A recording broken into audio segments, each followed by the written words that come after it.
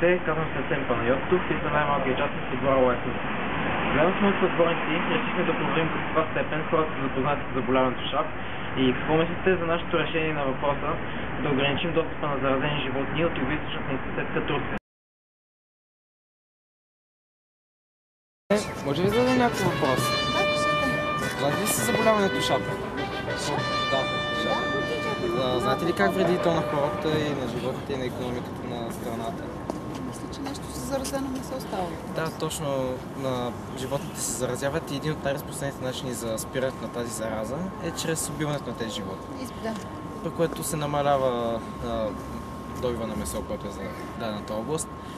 И преди време имаше проектозакон в началото на 2011 година, когато беше бума в село Резово. Имаше проектозакон да се изгради ограда между България и Турция. Обаче този проектозакон беше спрян. И нашата идея в момента е да се поставят ултразвукови сирени, които всъщност да излъчват звук на много ниски или много високи честоти, които не увреждат слуха на хората. Нечуваеми реално. Да, за хората не, но за животните да, което ги кара да бягат. И евентуално, когато се завърнат пак към тези датчици, те ги засичат и пак ги прогонват. Съгласни ли сте с нашата идея за това? Да. Ще ви задам някакво въпрос, ще може? Относно шапа в България, на какво мнение сте? Шапа в България, знаете ли какво е шапа? Точно така. На какво мнение сте? Трябва ли да предприемем някакви мерки за избегването? Така, значи ние участваме в едно проучване как да предпазим животните. Една от идеите ни е чрез ултразвук, който Супер ниски или много високи частоти, които не се улавят от човешкото ухо, но само от животните.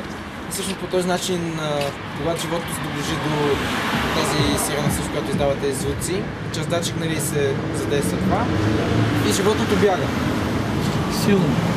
Значи, да, това са високи или ниски частоти, които не са уловими от човешкото ухо.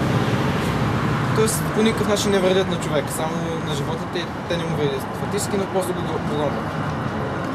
съгласни ли сте с нас? А някакви?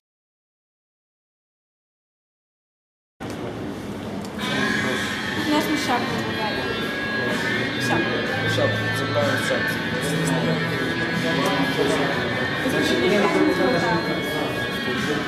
Значи това е болест, предавана от чифтокопитните животни, таралежи и петия. Представлява буквално скапване на месото и самото животно. По този начин ние губим материал. И се поискаме да го предотвратим по някакъв начин. Това е България. И един от нашите идея е всъщност да поставим сирени, които да излъчват сигнали на високи или ниски частоти, които не се лавят от човешкото ухо, но сметка това път гонят животните, което всъщност е нашата цел. Да ограничим достъпа на животни до нашата страна. И в началото на 2011 година беше бума на шап в Резово. Имаше пак закон да се изгради ограда между България и Турция, тъй като основният заразител бе всъщност животните в Турция. Този път закон беше отхвърлен. Всъщност нашата идея всъщност се опитваме да ни разпространим, да видим до каква степен може да бъде полезна и дали ще се харесват хората като идея. Имате някакви други предложения?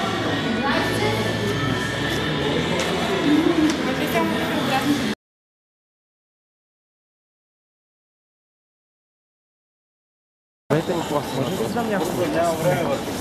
Може ли да задам само няколко въпроса? И благодаря. Съгласни с нашата идея? Естествено, да е да